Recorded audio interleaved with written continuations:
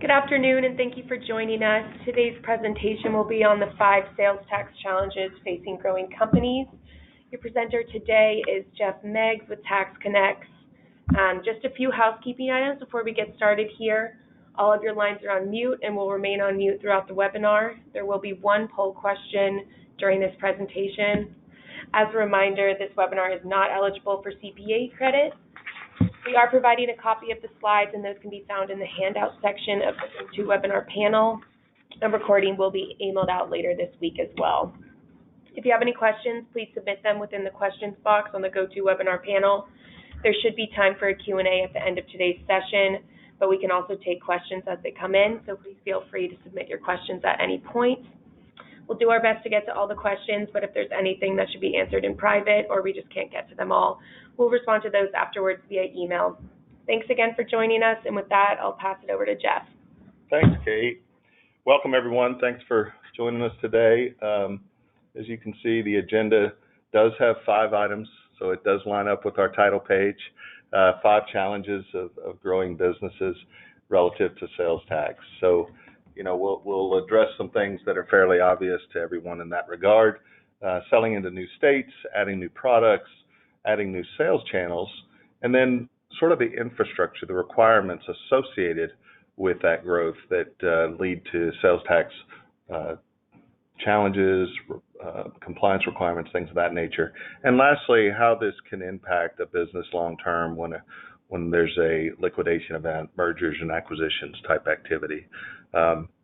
And starting out, selling into new states is obviously something that we're all familiar with today. I mean, it's the level of e-commerce is such that it's just sort of second nature to think that we're not in any way encumbered by the borders anymore. Now, I think what's important to note, and this is something that is now fairly, I think, knowledge base has sort of grasped it, but there's kind of 2 levels of sort of requirements that exist throughout the country today in regards to doing business across state lines. And what we're really talking about is nexus. Nexus is just the term we use to define whether or not a company is subject to the laws and requirements of a specific state or jurisdiction. If you don't have nexus in a jurisdiction or in a state, you don't have an obligation to comply with their sales and use tax laws. And the primary sort of definition of nexus has historically been a physical presence. And so the standard was, do I have an office in the state? Do I have inventory in the state? Do I have employees? Do I have sales reps in the state? Whether or not those sales reps are permanent or whether or not they're traveling temporarily or periodically throughout the state. Those are all examples, frankly, of physical presence. So once you've triggered physical presence in a state, it is time to start asking the question, do I have an obligation to comply with the sales and use tax laws? The real sort of development that's been very impactful to our economy from a sales tax perspective over the last 5 years is the economic standard. And this has come about as a result of the Wayfair decision. This was sort of it was a Supreme Court decision that was involving the state of South Dakota, which had enacted an economic nexus standard and had asserted nexus on Wayfair, Wayfair being an online home goods store, and essentially said, Wayfair, you have exceeded $100,000 in revenue in our state during the past 12 months or past calendar year. And as such, we believe you are obligated to comply with our sales and use tax laws. Interestingly, Wayfair fought this assertion. It went up through the Supreme Court of the state of South Dakota, and the Supreme Court of South Dakota actually ruled in favor of Wayfair. And so the state then took it up with the U.S. Supreme Court, and in June of 2018, the U.S. Supreme Court ruled 5-4 in favor of an economic nexus standard. So they basically deemed this new law in South Dakota to be constitutional, and as a result, and as you might imagine, all of the other states sort of bought in. They all they all establish their own legislation relative to an economic nexus standard. And it started, like I said, in 2018, and the more recent, or the last state that was kind of holding out, was Missouri. Their economic standard, or their laws, went into effect January 1 of this year. So in every state now, to the extent you exceed $100,000 in revenue during a calendar year or during the past 12 months, you should be asking yourself the question, have I triggered nexus for sales tax purposes? Now, that being said, there are states that are a little bit different. California, Texas, they have a $500,000 threshold rather than a $100,000 threshold.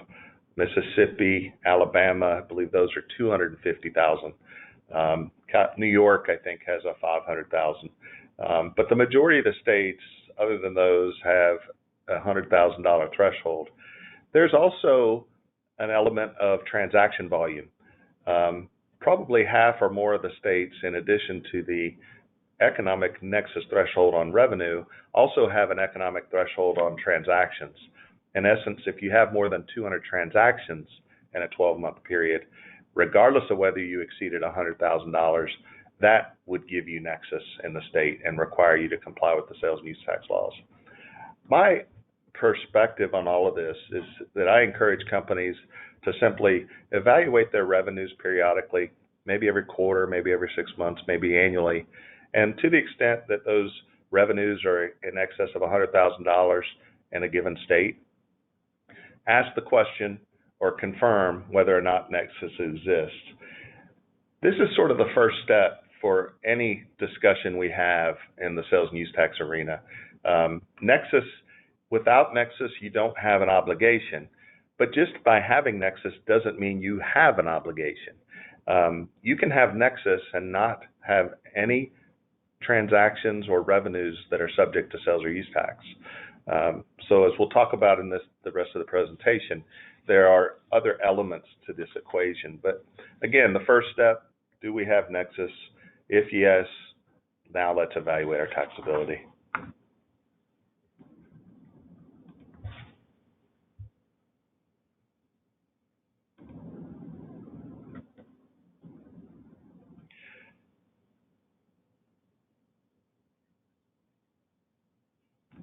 The first poll question here, I think everybody can see that. I think we just, what poses the biggest challenge to managing your sales tax obligations? Give you guys a minute to answer that. And if anybody along the way, as Kate said in the introduction, has a question, feel free to submit that question. We'll be monitoring for questions, and we'll try to take as many as we can during the presentation today.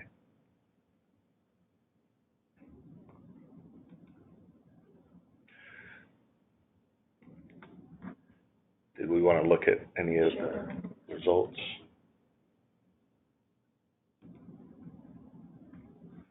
So what poses the biggest challenge to managing your sales tax obligation?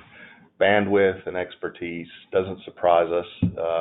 You know, what's interesting about that leading the pack is it coincides or parallels the fact that the overwhelming majority of companies in the United States are really trying to manage sales tax internally in its entirety.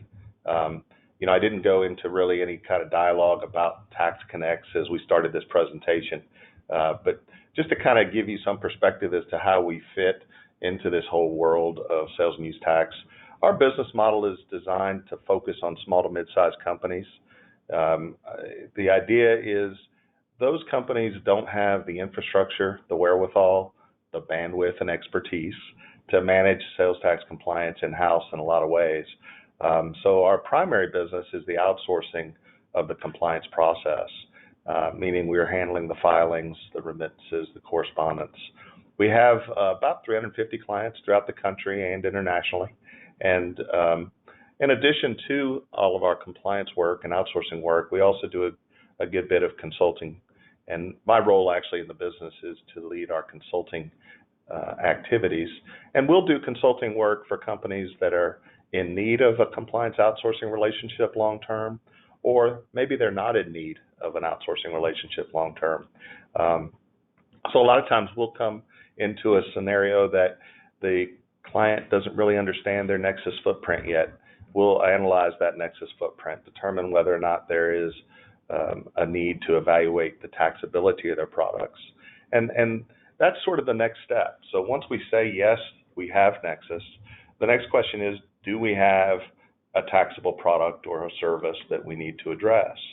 And Nexus, as I described earlier, there's a variety of sort of variables and thresholds that might exist from state to state. This is more so true in the taxability side, meaning there's a whole host of unique tax laws and unique tax positions that the states have taken. Generally speaking, all of the statutes in all of the states that do have a sales tax start by saying the retail sale of tangible personal property is subject to sales tax. So that's true in all the states. There are 5 states that do not have a state-level sales tax, those being Alaska, Delaware, Oregon, Montana, and New Hampshire. What is interesting about Alaska is while they don't have a state-level sales tax, they do have what we call home rule or city-level sales taxes. These are sales taxes that are administered at the city level. And another interesting fact about Alaska is those cities have kind of come together in a coalition to establish their own economic nexus standard. And that is basically the same as a lot of the other states. To the extent you have $100,000 or more in sales into Alaska at the state level, you automatically will establish nexus with those cities and be required to comply in those cities, but only to the extent you have taxable products or services.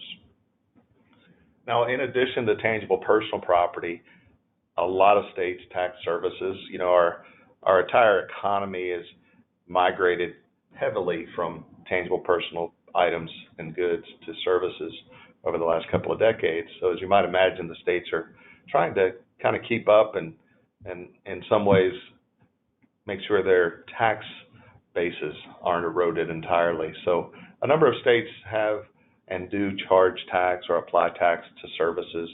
When we think of the primary services that are taxed, we think of telecommunication services. Almost all of the states are taxing those fairly extensively. There can be taxes applied to utilities, but a lot of times it's services associated with the sale of tangible personal property, installation services, shipping services, things of that nature are commonly taxable in a lot of states. Not every state, but in a lot of them. The other characteristic that exists out there, and this is true with particularly companies that are heavy in the service element of their business, is bundling. Bundling refers to simply taking a number of products, services, SKUs, and sort of packaging them together. Most common would be, in the old days, we would get a free cell phone if we signed up for cell service for a year. That's a bundle. And so there's in any given industry, there's sometimes a desire to bundle some services with tangible personal property, or maybe just bundle different services together, some of which might be taxable, some of which might be exempt. That bundling approach creates a great deal of anxiety. It's taxing, no pun intended, on tax calculation software packages, because a bundle essentially is very custom, and it's very, very specific to an industry or company's products or services. So in general, when you go to leverage a tax calculation solution, you'll probably struggle to map your bundled products and SKUs to the appropriate category. It can be managed. It just has to be managed in a more customized fashion. There has to be some interpretations and general experiential knowledge applied to make that effective. The other thing that's a challenge when you start expanding into multiple states is situsing. Situsing just simply refers to what tax applies. If I'm based here in Atlanta, Georgia, and I'm selling to a customer in Columbus, Ohio, and I ship it FOB destination, is it the Atlanta sales tax that applies on that transaction, or is it the Columbus, Ohio sales tax that applies to that transaction? Generally speaking, the overwhelming majority of transactions that we see here in the United States are FOB destination, meaning they are the responsibility of delivering the product to the doorstep of the customer is on the vendor, and as such, title is deemed to have transferred at the customer's address. So more often than not, that's the way sales tax is cited, and you would then choose the Columbus, Ohio tax rate, and you would have a requirement to file and report that tax to Ohio if you had nexus in Ohio. So those are some of the challenges that are unique, and every state, after tangible personal property, every state is going to be very unique when it comes to services, bundling, and even citing to some extent. We did have a question come in here. Someone was wondering if they no longer meet sales tax nexus in a state that they're registered in, how long before they can unregister in that state? Yeah, that's not an uncommon scenario. There's kind of two rules of thumb or concepts that I'll speak to in regards to that question. One is a number of states have a theory we refer to as trailing nexus, and that basically says once you establish nexus, you continue to have nexus for the trailing 12 months. And so any transactions that would be taxable in those subsequent 12 months, you'd have a responsibility to charge, collect, and report that tax. So you'd need to remain registered. Not every state has that sort of standard, but a number of them do. If you are operating in a state that doesn't have that standard, or you've exceeded that 12-month trailing nexus, you haven't had any other transactions in that subsequent 12 months, you do have the option to close your sales tax account. We find that is certainly a fine thing to do if your business model is such where you know with pretty high degree of certainty you're not going to have recurring activities in that state. The disadvantage to stopping your account, closing your account, is that the statute of limitations stops to run. And what I mean by that is if you're registered and filing timely, then the state is limited by their statute of limitations in terms of their ability to go back and assess you for prior periods. Those statute of limitations usually are 36 to 48 months. So if you're continuing your registration, you're continuing to file, even though it might be zero due returns, you're at least afforded the protection of that statute of limitations. Whereas if you closed your account, now the state has access to those periods in which you don't file prospectively as long as they virtually want to. Most of them don't go out beyond 7 or 10 years, but it just expands the scope of a state's ability to assess you. So if you did have a mistake or a transaction you weren't really keen on and somebody wasn't paying attention during that period when you weren't registered, you'd close your account, you'll be exposed in that scenario. You won't have the protection of the statute of limitations. And one more question before we move on here. Someone asked, what is the easiest way for a business to track the tax treatment of its products for all 45 states and D.C.? Yeah,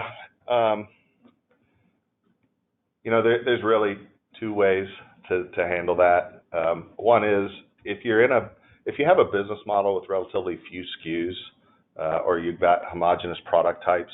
Let's say I sell pencils, and I do sell all different colors of pencils, but I sell pencils. So my SKUs might be the spectrum of colors that exist out there in terms of number, but at the end of the day, everything I sell is essentially the same. It's taxed the same virtually everywhere. And so I may not need any real sophistication to handle taxability, other than I need to be able to apply the correct rate in the appropriate jurisdiction when I ship or sell that pencil.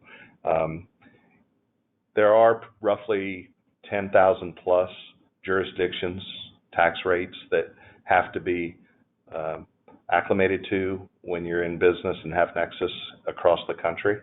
And so that can be a real challenge. In those examples, you could leverage a tax rate service, which is a fairly inexpensive solution. There's one out there that we've worked with in the past called Zip2Tax.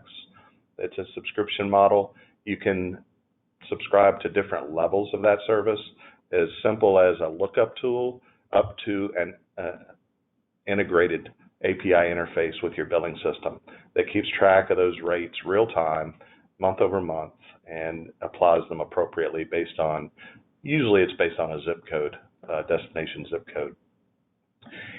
Once you start to get a little bit more complex and you've got multiple types of property that are being sold that might have different tax treatment depending on the state, and particularly if you're into a lot of services, the complexity grows exponentially when you get into services. And so as a result, your sort of option there is to leverage a tax calculation solution, a software application. Everybody is probably, or most people are familiar with Avalara. They're sort of the 800-pound gorilla in terms of supplying tax calculation services to the country. We are competitors of theirs, but we also, a lot of our clients leverage the Avalara tax calculation solution on the front end and then leverage us for the professional services of compliance on the back end. There's Vertex, there's Thomson Reuters, there's a newer player in the market called Tax. There's SureTax, which is a CCH product. So there's options out there that these options are generally integrated with your billing system through an API interface. So there's a real-time tax determination and a real-time tax calculation, including the rates that are applied to those transactions. So those, depending on the volume of transactions you have in a given period of time, given year, those can range anywhere from $750 a month to thousands and thousands of dollars a month if you've got heavy volume. So in answer to that question, those are the two primary options. So we talked about expanding into more states. That's a challenge from a Nexus perspective. You've got to be aware whether or not you're kind of triggering Nexus in those states where you start to expand. Then we talked about the taxability, the variables that exist out there, and when you start to add new products, particularly bundles, there's a good bit of challenge that goes along with that and addressing that on a state-by-state basis. Another avenue that a number of our clients are facing and have challenges with is just the different sales channels, whether it be direct website sales for their own website. Maybe they've been operating in a retail fashion for a long period of time and they're going to now enter the wholesale market. In other words, they've been selling maybe on a smaller scale, direct to consumer, and now all of a sudden they've got a major retailer that wants to carry their product. Or maybe they've sort of decided to leverage multiple boutique retailers throughout the country. So now we have wholesale transactions. And then finally, there's obviously a lot of us that are engaged in some of the online marketplaces, which we commonly know as Amazon, eBay, Etsy, those kind of companies. So let me just talk through those three primary sales channels. On the e-commerce side, essentially it's almost like you've got a brick and mortar store that's in the cloud. And so the real challenge there is usually situsing. In other words, if you did have a brick and mortar and people were walking into your store and picking up products off the shelf and then checking out at a register, those transactions would all be taxable based on that particular location of that store. So you'd have a single sales tax rate that would apply. Now that sales tax rate may have state, county, city, different components to it, but it would be fairly simplistic. When you get into the e-commerce world, as we've already talked about, you start to get expansion of your footprint in multiple states. You start to expand the taxability or the complexity thereof, and then you start getting into situsing rules. So you've got to be able to address all of that to be able to have a true and effective tax calculation. So the onus is on you to the extent you have your own website is really the way to think about that. When you get into the wholesale market, there's a different kind of complexion that comes into play here. For the most part, what we're dealing with is what we refer to as exemptions. Exemptions are basically scenarios where I'm buying something that's otherwise taxable. So I'm buying a colored pencil, and at the same time, I'm going to buy it to put it in the store. I'm going to put it on the shelves of my store and resell it. So in that particular scenario, I would qualify for an exemption as a customer. and that exemption would be for resale. To achieve that exemption, I have to be able to provide my vendor with some type of documentation substantiating that I have the authority to buy something exempt from tax. And that's where we refer to resale exemption certificates. So those are documentation requirements that would exist. I did highlight exclusions in the presentation today. Exclusions is just another way of saying exemptions, but it does mean something different. Exemptions are transactions that are otherwise taxable, but for the nature of the transaction or the nature of the purchaser. A nonprofit organization, a government agency, a reseller.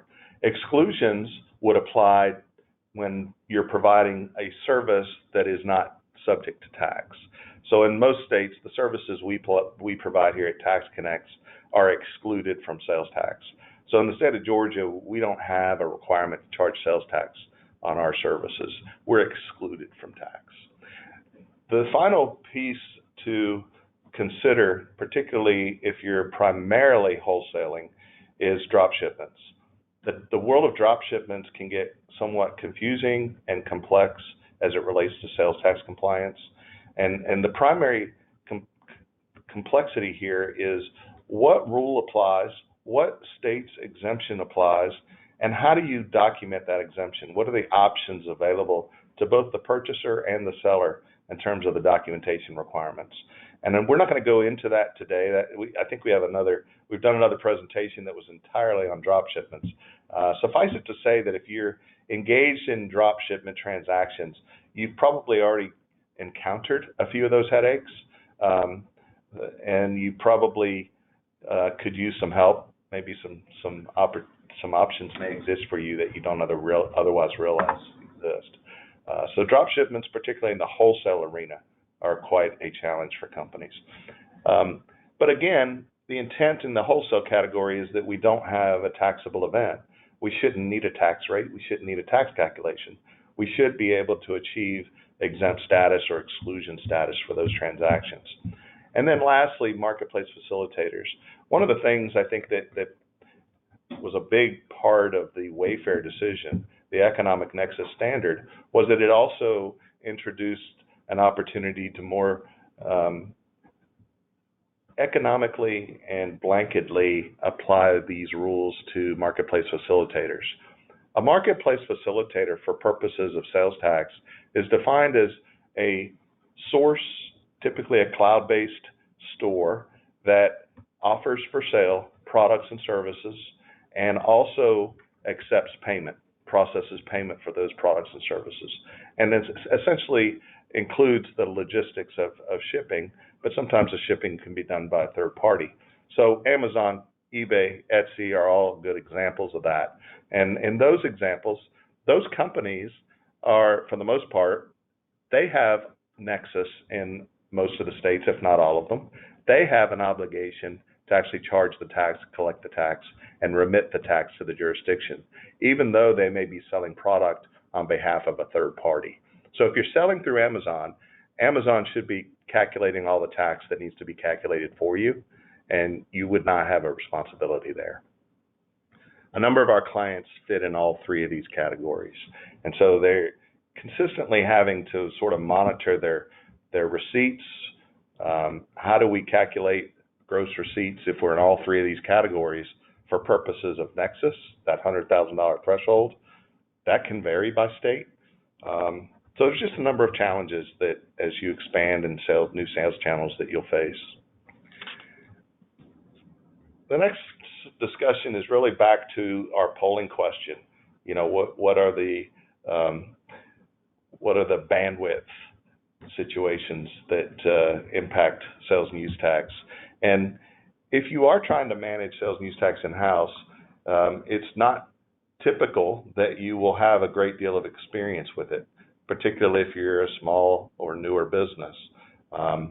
And what does seem to happen, and what happened, you know, up to the Wayfair decision, was we had a lot of technology businesses that were operating in the cloud. Their customers were receiving the benefit of their services electronically. They didn't have a physical presence, so they didn't have a requirement to register in all the states in which they had customers. But as soon as that Wayfair decision, that economic nexus decision was handed down and legislated in all the states, now all of a sudden this technology business, which let's just assume for argument's sake they were based in California, they now have to understand the tax treatment, taxability for sales tax purposes in all of the states in which they've established nexus, economic nexus.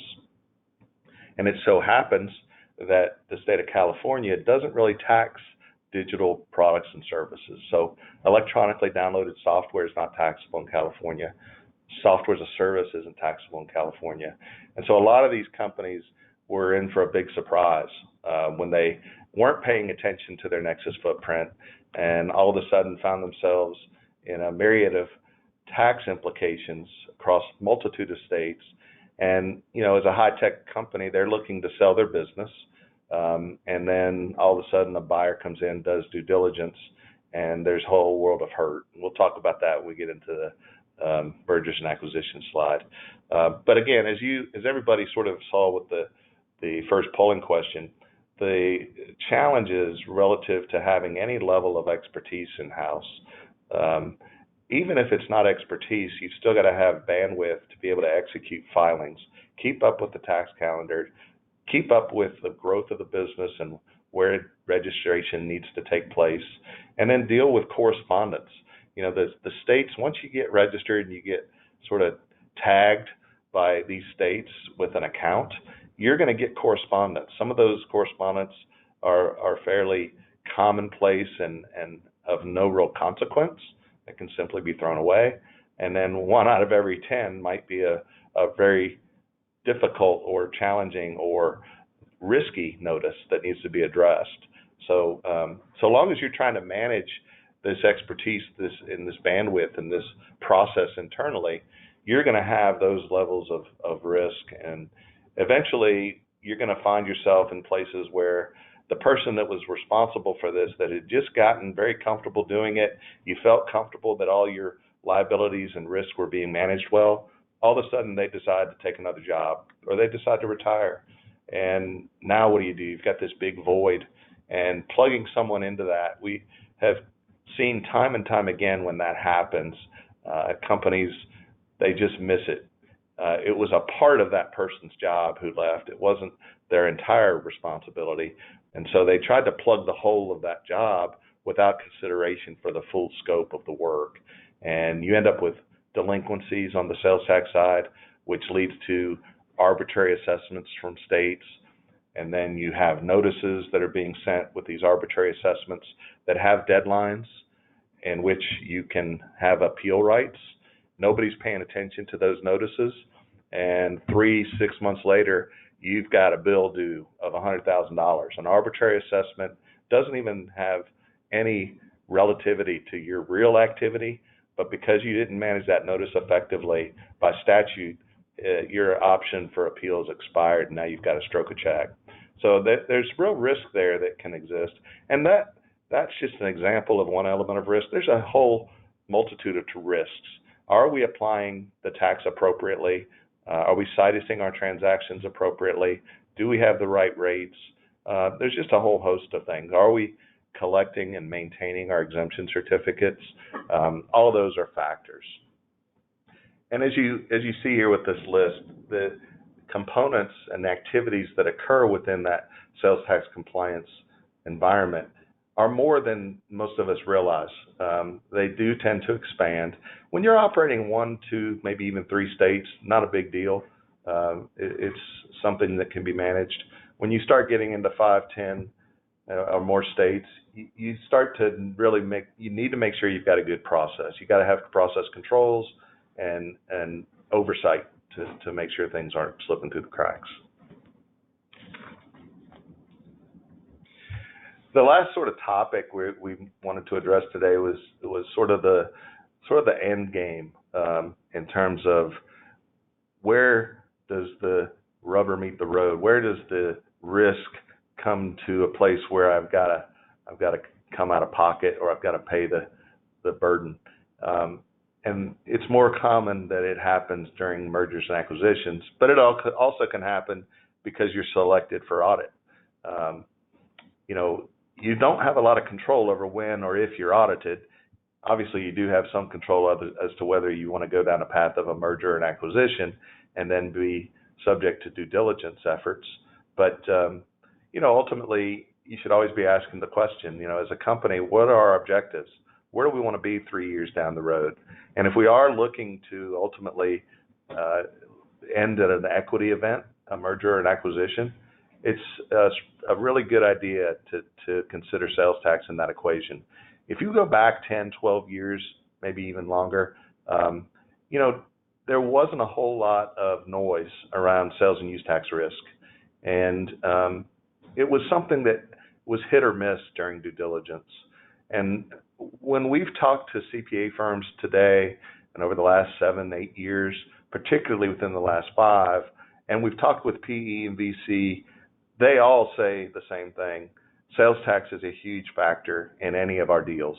Now, it can be a huge factor just because they recognize the potential risk of it, and there are companies that have managed that risk quite well such that it doesn't have an impact on the merger or the acquisition. But the more often than not, there's risk. Some level of risk exists, and it's because these companies are focused on growing a business. They're focused on product development, market development.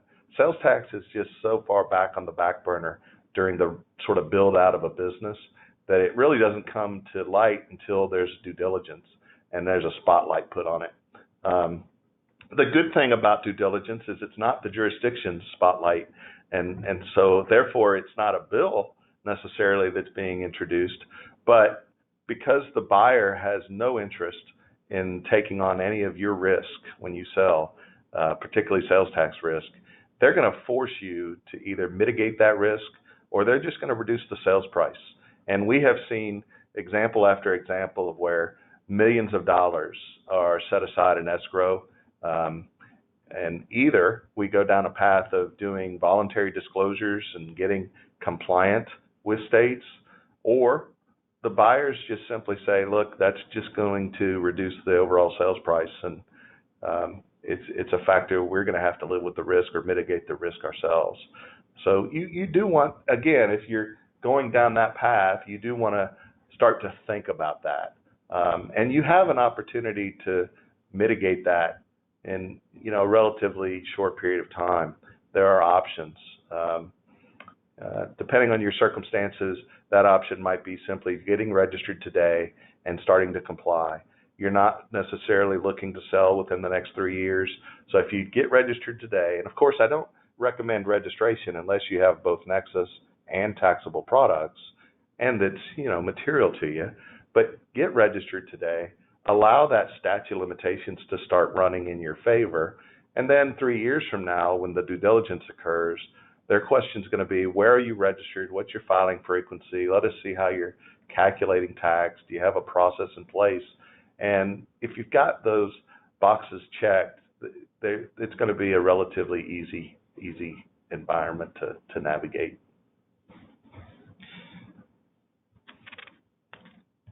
So I think, just to kind of summarize where we have been throughout this conversation is pay attention to your ship-to locations if you're selling tangible personal property. Pay attention to where your customer is receiving the benefit of your service if you're a services organization. One of the complexities we didn't really get into today was there are certainly scenarios where companies are selling subscriptions to SaaS products, software as a service products. There's a bill to address on the invoice, and they may be selling 1,000 seats. Those 1,000 seats may be leveraged or utilized throughout the country, maybe even internationally. And so there's a potential that a good number of those seats are in states that do not tax software as a service. So if the bill to address is to a taxable state or a state that taxes SaaS, it's likely that that vendor is going to charge tax on the entire amount. You as the customer may have an opportunity to mitigate some of that tax based on where your usage occurs. The flip side to that equation is if you are the vendor that's engaged in those kind of activities, you kind of don't want to know where all those seats are being used, because to the degree you do have that knowledge, you start to become obligated to bifurcate your invoice for sales tax purposes. And you could end up with 15 different sales taxes on the same single invoice. So there's some headaches, but potential opportunities in the same bucket. It's true today, it'll be true tomorrow. There is complexity and ambiguity across the states, particularly when you start talking about services. I think we find my biggest challenge is not so much in determining the taxability of a service or a product, but defining what that product or service is. And there can be services and products that one state determines it's one type of service and another state determines it's a different type of service. So I could have a service that's exempt as a professional service in one state and taxable in New York because New York considers it a security service, and security services are taxable. So there's just a variety of scenarios that can exist. Doesn't exist in every business, but some businesses do have some of those challenges, particularly when you get into bundles. And lastly, your obligation to your business, to your customer base, to your employees, you don't want to be in a position where you have an undue risk or an undue exposure. Whether it's funding that you're trying to achieve, whether it's selling the business, or it's simply the potential that you're audited and assessed. Those assessments can sometimes be very surprising and very impactful to the business operations and cash flow of the business. So something to consider. Our philosophy, just to kind of final comment here, is this is all about managing risk. And when you talk about managing risk, there are variables such as materiality that have to be taken into consideration. There's a cost to compliance. We all recognize that. And where that cost is more than the risk, take liberties with that. Don't necessarily go headstrong into being compliant everywhere when it doesn't make sense. But make sure you understand all the variables as well. And at some point, there's going to be a flip. The risk is going to outweigh the cost. And the other thing to consider is once you start a compliance process, adding additional states to that process shouldn't be that challenging or costly. So an incremental add to go from 3 to 5 states shouldn't be a big deal. Going from 0 to 3 could be a huge deal for you. Just answering those questions, do I have nexus and are my products and services taxable, is really where everybody's going to have significant challenges. So thank you, guys. I think that's, I don't know if we have a final question. Yeah, we have a couple questions here, and I'll just launch this poll to see if you guys are interested in learning more about us. But a couple questions just for the end here. In a subscription-based business, does each bill or payment of subscription count towards my transactions? Yeah, the short answer is yes. So when we think about transaction volumes, the way we manage to that is each invoice. So if I have an invoice where I sell 1,000 seat licenses, we wouldn't consider that 1,000 transactions. Or if I had an invoice where I sold 1,000 widgets, there's not 1,000 transactions in that invoice. So we consider an invoice a transaction. So if I have a 1-year subscription, but I have 12 invoices to represent that year, we would probably count that as 12.